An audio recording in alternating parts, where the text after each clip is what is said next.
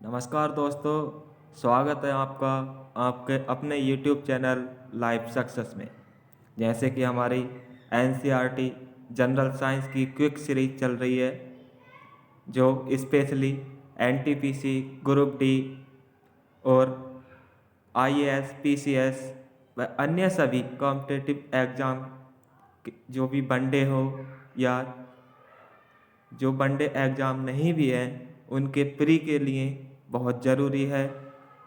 तो चलिए चलते हैं, आज के सेशन की शुरुआत करते हैं। तो आज का पहला क्वेश्चन है, औजारों में लोहे के फलक के बने विलय में लकड़ी का हत्था लगाने के लिए फलक के वलय वाले हिस्से को गर्म किया जाता है।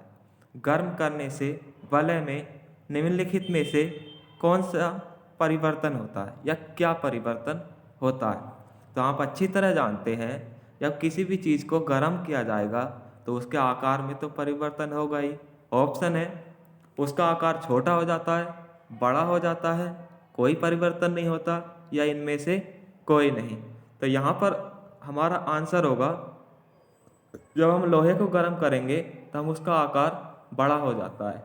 ऑप्शन होगा बी। जैसे हम मान लीजिए कोई लोहे का हथियार बनाते हैं, एक छोटे से एक इतना सा लोहा होता है, उसे कूट कूट कर उससे छुरा बना दिया जाता है, दांती बना दी जाती है, या फिर जैसे लकड़ी में कसने की बात यहाँ चल रही है, मान लीजिए जो खेतों में काम करने के लिए कुदाली फायरा होता है, या फिर किसी ट्रैक्टर का रिम बनाना है, तो उसको जो एक छोटे से लोहे को कूट कूट कर उसे इतना गर्म करके कूट कर इतना बढ़ा दिया जाता है कि वो एक रिम की, एक फायले की, एक कुदाली की आकृति में हो जाता है। ठीक, तो इसका आंसर हो जाएगा हमारा बी। चलिए चलते हैं नेक्स्ट क्वेश्चन की तरफ। यहाँ से आप इसकी व्याख्या पढ़ सकते हैं। और दोस्तों, आप अगर इसकी PDF पाना चाहते हैं तो आप हमारे टेलीग्राम चैनल से जुड़ सकते हैं, जिसका डिस्क्रिप्शन में लिंक दिया हुआ है, या फिर आप टेलीग्राम पे सर्च भी कर सकते हैं लाइफ सक्सेस। चलिए नेक्स्ट क्वेश्चन की तरफ चलते हैं। नेक्स्ट क्वेश्चन है, निम्नलिखित पर विचार कीजिए। सबसे पहला है गुब्बारे का फटना, दूसरा है दूध का दही बनना, तीसरा है नमक का पानी में घुलना, चौथा है कुम्हार द्वारा मिट्टी के ढेर को बर्तन में बदलना। उपयुक्त में से परिवर्तन उपक्रमित या रिजर्व किसे किए जा सकते हैं, मतलब किसे किसे उपक्रमित किया जा सकता है। ठीक, तो यहाँ पर देखिए, अगर गुब्बारा एक बार फट गया, उसे दोबारा से गुब्बारे में परिवर्तन नहीं किया जा सकता। ठीक, गुब्बारा एक बार फट गया तो वो फट गया, उसमें परिवर्तन नहीं हो सकता। ठीक, वो यहाँ पर बात कर रहा है परिवर्तन उत्क्रमित, मतलब फिर से। फिर दूसरा है दूध का दही बनना, अगर दूध से दही बन गया दोबारा दूध नहीं बन सकता। ठीक, तीसरा है नमक का पानी में घुलना। देखो, नमक कहाँ से प्राप्त की होती है हमें? पानी से। नमक दोबारा पानी में घुल रही है तो हम उसे दोबारा प्राप्त कर सकते हैं पानी से ही। ठीक, तो ये ऑप्शन हमारा सही हो जाएगा। चौथा है कुम्हार द्वारा मिट्टी के ढेर को बर्तनों में बदलना। मिट्टी के बर्तन हैं, अगर वो फूट गए उन्हें दोबारा भी बनाया जा सकता है, इसलिए यहाँ पर हमारा आंसर हो जाएगा डी। पहला हमारा, इसे परिवर्तन नहीं किया जा सकता, इसे भी नहीं किया जा सकता। नेक्स्ट है, व्याख्या पढ़ सकते हैं आप। नेक्स्ट क्वेश्चन है हमारा, पत्तियों के संदर्भ में निम्नलिखित में से कौन सा कथन सही नहीं है? देखिए, ये चीज़ यहाँ पर नोट करने वाली बात है कि सही है या नहीं है, ये चीज़ यहाँ पर हमें अच्छे से नोट करनी है। ठीक, तो पहला है ऑप्शन है हमारा, पत्ती में सिराओं का प्रतिरूप सिरा विन्यास कहलाता है, यह जलिका रूपी अथवा समांतर हो सकता है। तो सही बात है, पत्तियों का जो सिराओं का प्रतिरूप होता है वो शिला विन्यास की तरह होता है। शिला विन्यास मतलब एक जगह से वो पत्ती होगी कोई, उसमें से कोई जल वगैरह जाएगा और उसकी जितनी होती हैं, जितनी भी सिराएं होती हैं, उन सब तक पहुंच जाता है। तो ये समांतर होता है, सब में समान होता है। दूसरा, पत्ती में पर्णव्रत और फलक होते हैं। तो आपने देखा होगा, पत्ती को देखा होगा, ठीक। पत्ती किस प्रकार की होती है? पत्ती किस प्रकार की होती है? मान लीजिए ये एक बार बनाने की कोशिश कर रहा हूँ, ठीक। ये एक पत्ती है मान लीजिए, ठीक। किसी भी चीज़ की ये एक पत्ती है, तो इसमें पर्णवृत्त भी होंगे और फलक भी होंगे। पर्णवृत्त क्या होता है और फलक क्या होता है? देखिए ये जो दो भागों में डिवाइड होती है ये कहलाते हैं हमारे फलक, और पर्णवृत्त जो बीच बीच में ये जगह जो होती है ये कहलाता है हमारा पर्णवृत्त। तो ये बात बिल्कुल सही है। नेक्स्ट है, पत्तियां सूर्य के प्रकाश की उपस्थिति में ही मंड संश्लेषण करती हैं। तो देखो कोई भी वृक्ष है, ठीक, कोई भी वृक्ष है वो संश्लेषण जो करता है वो केवल किस में? पत्तियों के सूर्य के प्रकाश में ही कर सकता है। अब आप खाना बनाते हो, आपको खाना बनाने के लिए गैस की ज़रूरत है, मतलब आग की ज़रूरत ज़रूर है। केवल आप आग से ही खाना बना सकते हो, ऐसा तो नहीं है कि आप सूर्य के प्रकाश से खाना बना सकते हो। वैसे ही पत्तियाँ होती हैं, जब सूर्य का प्रकाश होता है तभी ये संश्लेषण करती हैं। तो ये भी यहाँ पर सही हो जाएगा। नेक्स्ट, पत्तियाँ वायुमंडल में उपस्थित जलवाष्प का कुछ हिस्सा भोजन बनाने की प्रक्रिया में ग्रहण करते हैं। तो वायुमंडल में जो पत्तियां जो है वायुमंडल में उपस्थित जो जलवाष्प होती है उसका यूज नहीं करते, वायुमंडल का जलवाष्प यूज नहीं करते, बल्कि वायुमंडल में तो वो अपना जलवाष्प जो एक्स्ट्रा होता है उसे छोड़ देते हैं। जैसे हम अपनी भाप, झाड़ों में आपने देखा होगा जब हम सांस लेते हैं तो कितनी भाप निकलती है, वाष्प निकलती है। पानी को गर्म करते हैं कितनी वाष्प निकलती है, वो सब हमारे वायुमंडल में फैल जाती है, ठीक। समुद्र से उठकर आती है वायुमंडल में फैल जाती है। लेकिन पत्तियां जो है उसे संश्लेषण नहीं करती, पत्तियां तो जमीन से प्राप्त करती हैं, ठीक। इसलिए इसका आंसर हो जाएगा डी। नेक्स्ट क्वेश्चन है हमारा, जड़ों के संदर्भ में निम्नलिखित कथनों पर विचार कीजिए, ठीक। यहाँ पर हमें जड़ों के बारे में बताना है।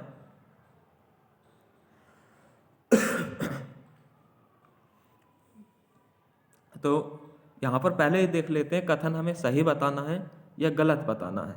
एक मिनट दोस्त, यहाँ पर ये बताना हमें कि ये सही है या गलत है। तो कथन यहाँ पर सही वाला पूछ रहा हमसे, ठीक है। क्या पूछ रहा हमसे कि क्या सही है? तो पहला देखते हैं, जड़ें मिट्टी से जल और खनिज पदार्थों का अवशोषण करती हैं तथा मिट्टी को, पौधों को मिट्टी में दृढ़ता से जमाए रखती हैं। तो सही बात है, जड़ें क्या होती हैं? मिट्टी में जल और खनिज पदार्थों का अवशोषण करती हैं, मिट्टी से ही तो प्राप्त करती हैं जड़ें, ठीक है। और पौधे मिट्टी को दृढ़ता से जमाए रखते हैं। अगर मिट्टी नहीं होगी तो पौधा कहाँ से होगा? वो गिर जाएगा, ठीक। पहला ऑप्शन हमारा सही है। दूसरा देखते हैं, जलिका रूपी सिरा विन्यास युक्त पत्तियों वाले पौधों की जड़ें रेशेदार होती हैं, जबकि समांतर सिरा विन्यास युक्त पत्तियों वाले पौधों की जड़ें मूसला जड़ें होती हैं। देखिए यहाँ पर ही इन्होंने गलत दिया हुआ है, क्यों?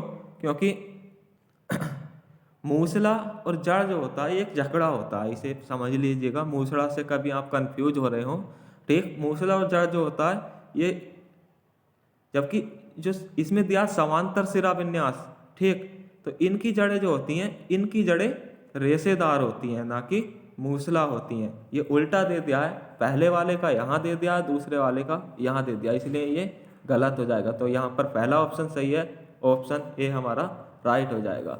चलिए चलते हैं नेक्स्ट क्वेश्चन की तरफ। निम्नलिखित में से कौन एक जड़ नहीं है, ठीक। तो यहाँ पर बात कर रहा है कि कौन जड़ नहीं है।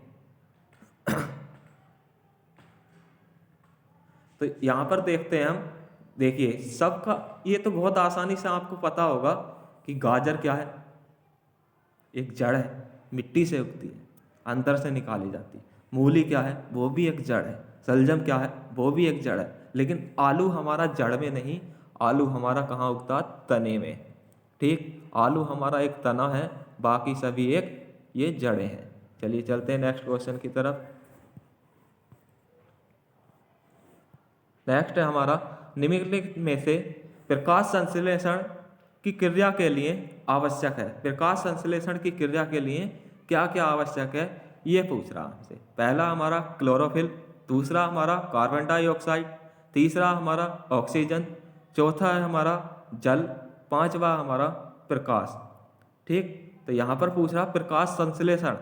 तो प्रकाश संश्लेषण में भाई हमें सीधा सा पता है, कल भी हमने पढ़ा था, ये क्वेश्चन इसी तरीके से का आया था, उसमें भी मैंने बताया था कि क्लोरोफिल भी होना चाहिए, कार्बन डाइऑक्साइड भी, जल भी होना चाहिए और प्रकाश भी होना चाहिए। लेकिन ऑक्सीजन की हमें आवश्यकता नहीं होती, क्योंकि इन चीज़ों से ऑक्सीजन हमारा निकलता है, ना कि प्रकाश संश्लेषण में यूज होता है। इसलिए हमारा आंसर हो जाएगा यहाँ पर सी। चलिए चलते हैं नेक्स्ट क्वेश्चन की तरफ।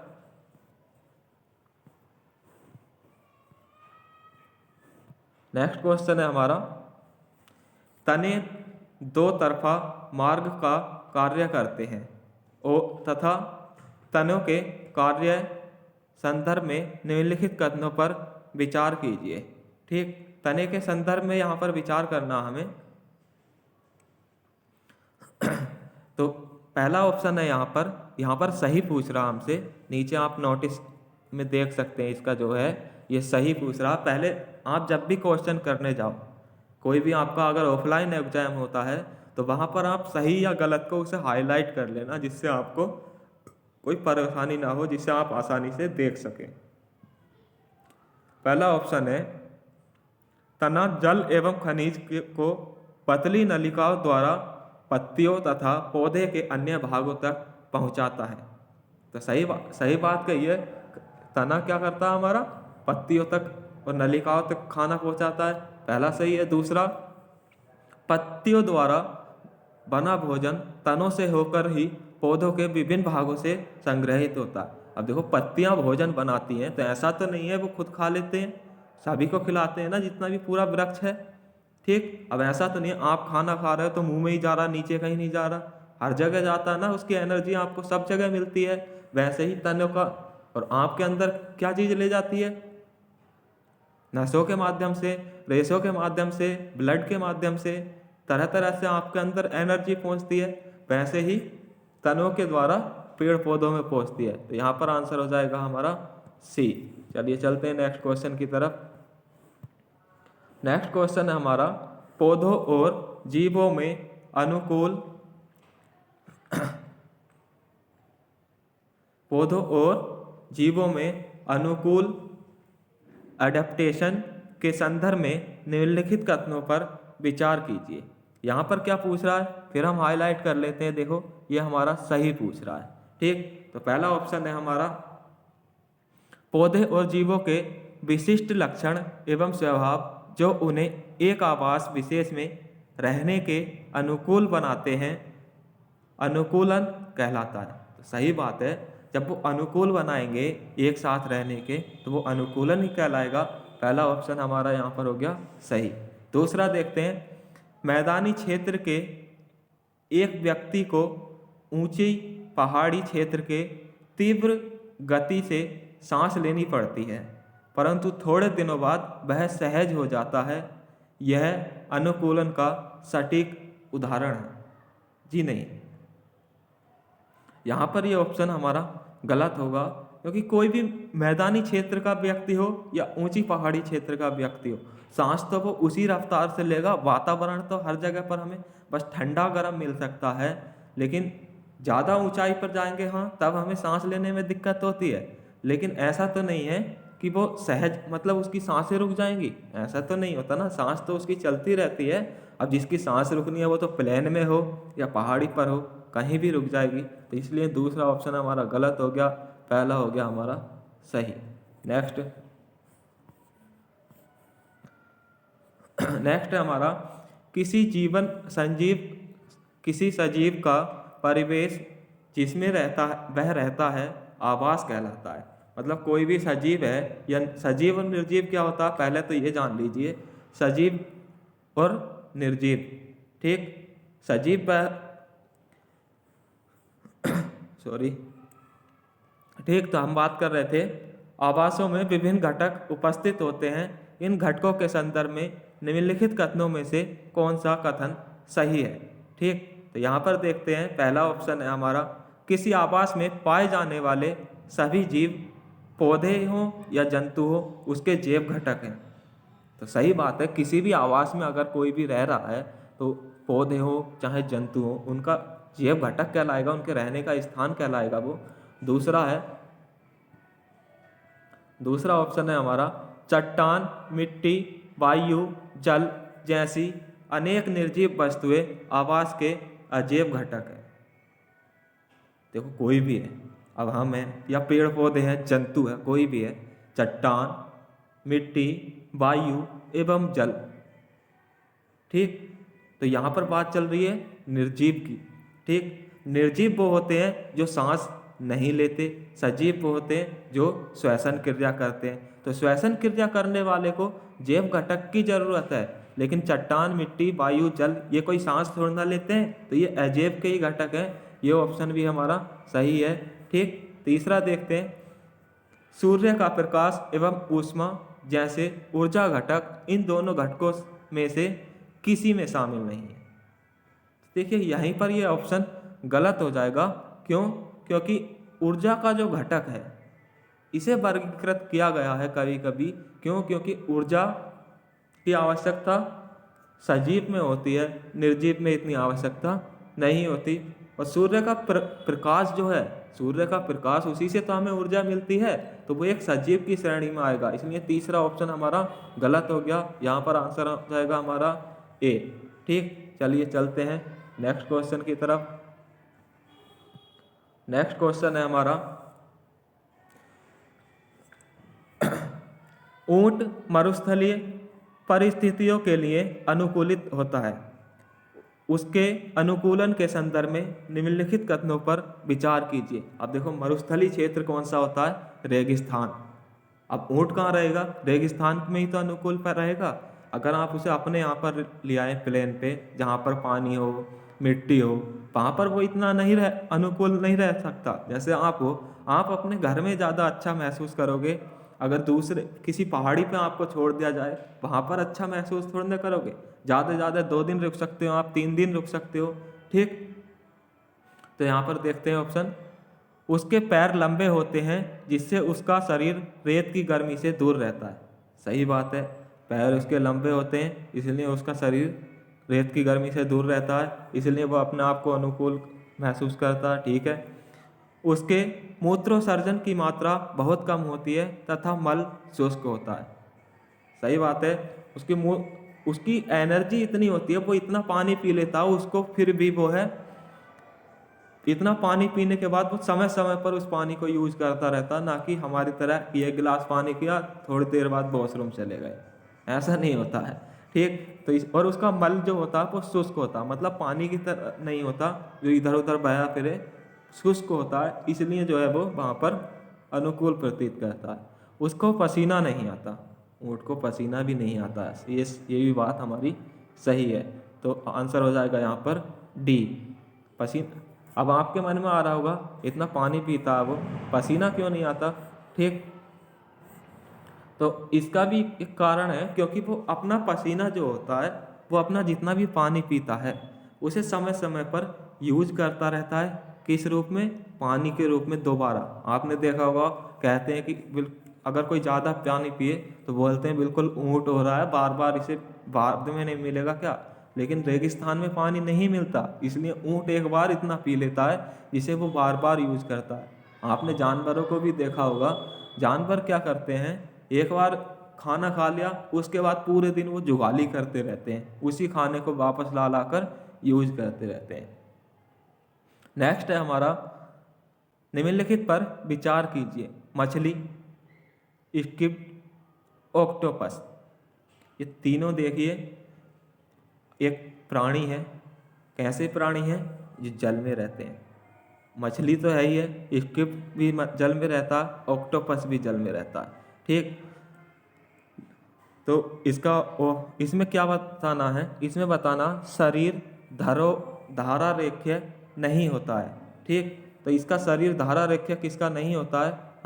अब देखिए यहाँ पर इसके नाम से ही पता लग रहा हमें, मछली है, मछली को हम तालाब में भी रख सकते हैं, स्किप को भी तालाब में पाल सकते हैं, पालन कर सकते हैं। लेकिन ऑक्टोपस, ऑक्टोपस का शरीर आपने देखा होगा, मूवियों में देखा होगा बहुत सारी, इसका शरीर इतना बड़ा होता है कि खींचता चला जाता है, बहुत सारे पैर होते हैं इसके, ठीक। तो इसलिए जो है ऑक्टोपस यहाँ पर हमारा रहा ऑक्टोपस। ऑक्टोपस का भी शरीर हमारा धारणीय नहीं होता। अब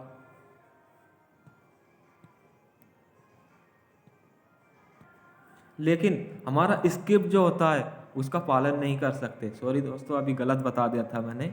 स्किप जो होता है ये भी समुद्र में ही पाया जाता है, ठीक। तो इसलिए दूसरा और तीसरा यहाँ पर गलत हो जाएगा। इनका शरीर धारणीय नहीं होता, इसलिए आंसर हो जाएगा हमारा सी। चलिए चलते हैं नेक्स्ट क्वेश्चन की तरफ। नेक्स्ट क्वेश्चन है हमारा, निम्नलिखित पर विचार कीजिए। ऑक्टोपस, व्हेल, डॉल्फिन, ठीक। उपयुक्त में से निम्नलिखित किस में श्वसन के लिए गिल मतलब क्लॉम नहीं होते, ठीक। अब यहाँ पर जो है ये बात कर रहा है गिल मतलब क्लॉम। क्लॉम जो होता है ये हमारा गलफड़े, जहाँ से ये सांस लेते हैं। तो देखो ऑक्टोपस जो होता है, ऑक्टोपस के भी गलफड़े होते हैं, वो जहाँ से श्वसन क्रिया लेते हैं, ठीक। और हमारे व्हेल के भी होते हैं, लेकिन ठीक है किसके। तो दोस्तों हम बात कर रहे थे, ठीक, इन पर विचार करना हमें। ऑक्टोपस, व्हेल, डॉल्फिन, इसमें किसमें ग्लॉम नहीं होते। तो देखिए ऑक्टोपस जो है इसमें ग्लॉम होते हैं, बल्कि व्हेल और डॉल्फिन ये दोनों मछलियां हैं, इनमें हमारा क्लॉम या गिल नहीं होता है। तो यहाँ पर आंसर हो जाएगा हमारा सी, ठीक। चलिए चलते हैं नेक्स्ट क्वेश्चन की तरफ।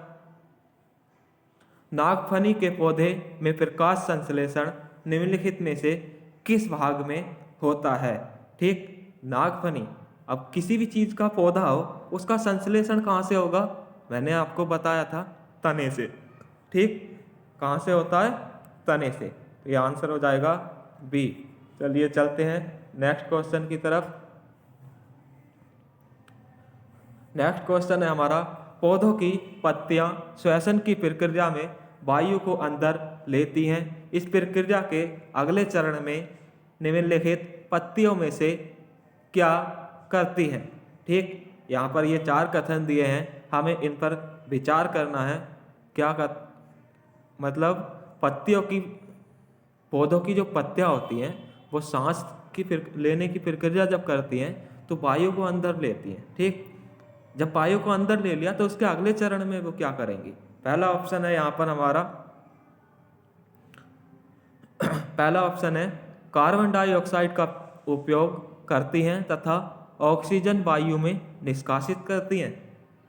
गलत है ये तो पहले ही, क्योंकि वो कार्बन डाइऑक्साइड CO2 के यूज में तो पहले ही ले रही हैं, ठीक। दूसरा है ऑक्सीजन का उपयोग करती हैं तथा कार्बन डाइऑक्साइड वायु में निष्कासित करती हैं। ये ऑप्शन हमारा बिल्कुल अभी तक सही लग रहा है।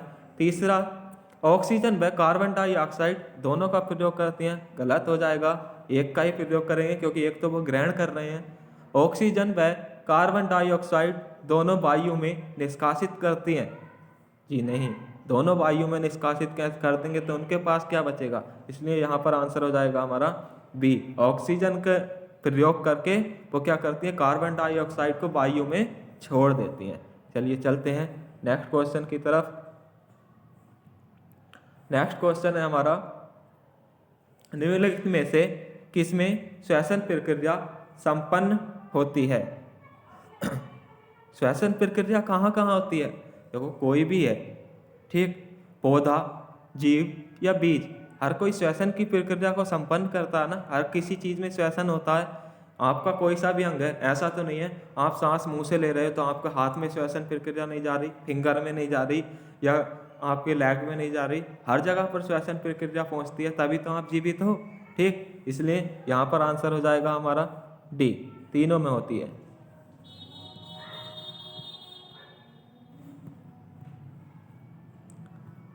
चलिए नेक्स्ट क्वेश्चन है हमारा, निम्नलिखित पर विचार कीजिए।